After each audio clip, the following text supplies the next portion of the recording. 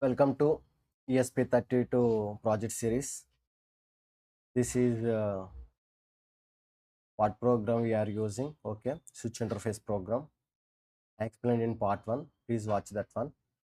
Now I am showing the diagram connection. Okay, initially we set like LED which pin should connect and button which should pin should connect, right? So first I will show you that one. See, 25, 26, 27. These are LED connections. 12, 13, 14. These are button connections. Okay, only these connections are initialized.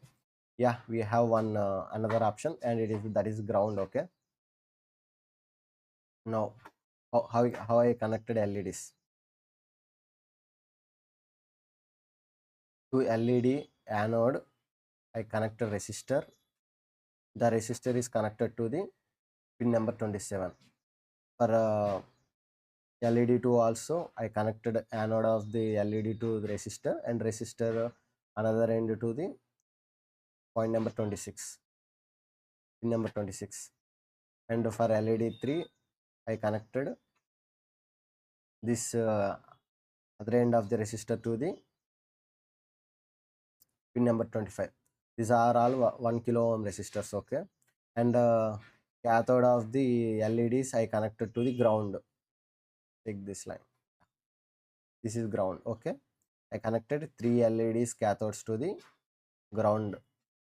Okay, now we are going for switch. Okay, here button press, there is a internal short. So if we are checking, like, please careful before in physical diagram, because there is an internal structure, like this is internal structure. So this means same, and when I press on switch, this will be connected. Okay, internal structure of the button. Now how do we connect it?